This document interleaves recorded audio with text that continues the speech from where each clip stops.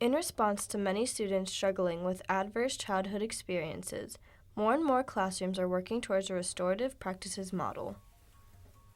So restorative practices is sort of a model that developed from a movement called restorative justice, where people who are victims of crimes would have the opportunity to interact with the people who had perpetrated the crime and have face-to-face interaction with those people in order to feel some sense of justice. It's behaviors, and it's an idea and a way of being with students that allows them to be who they are and be seen for who they are, and where we have compassion and try to understand what happened, as opposed to the why or getting right to the punishment. More about what happened, how can we fix it, how can we restore the relationships. 67%, about 2/3 of people, have all experienced one form of trauma. And it doesn't have to be something tremendous. It could be something as little as you grew up in a household where your parents were already divorced. And then it kind of progresses from there to abuse, neglect, that kind of thing. When you have experienced trauma, depending on when it's happened in your life, it's impacted the development of different parts of your brain. When someone is dysregulated, or when they're filled with fear or anger or any of those other things, you can't learn. You just can't learn. So they need a place to come so that they can regulate and calm down and get back to a point where they can learn. I teach a class called Strong, which is a terrible name for the class. We're going to change it eventually. But what the class focuses on is neuroscience and how the makeup of your brain, the chemical impact of your experience of your brain, how that all changes how you respond to events.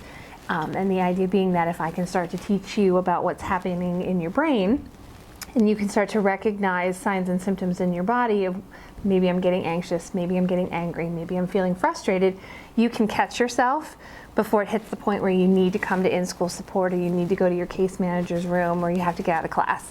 So sort of as a way to help people take more control over their own behavior. We've spent the last couple weeks building up to it, just talking about basic brain development, neurons and neuroplasticity. How do we create grooves in our brain where we're learning things? How do we myelinate them? This week we've moved into how do adverse experiences impact that development of the brain. I think having that knowledge for students is super empowering, that you know it's not because I'm weird or there's something wrong with me, and I can do things to help take control over my own behavior. In many situations, these teachers are also trying to make their students more comfortable. So while some classrooms look like this,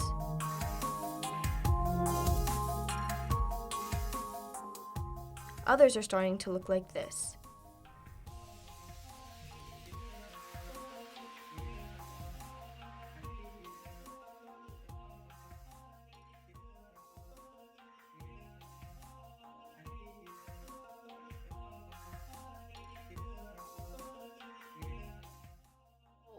What I think is that education in the United States, not just here, but across the United States and certainly across Pennsylvania, we've employed this idea of zero tolerance in an era where school violence is a major concern for parents, for community members, for staff that work in the building.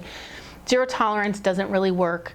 This idea that every situation is the same doesn't apply, because every situation is not the same. And with restorative conferencing and restorative practices, you're sitting across from the person that you've hurt, or multiple people that you've hurt. And it's hard to deny what someone's saying to you when they're saying it to you across the way. I think that it's been probably 15, 20 years. This has been kind of a movement and slowly gaining momentum, and I think it's continuing to gain momentum, so that we have more equality in what we do, and that we're listening to students, and that we're hearing what the issues and concerns are.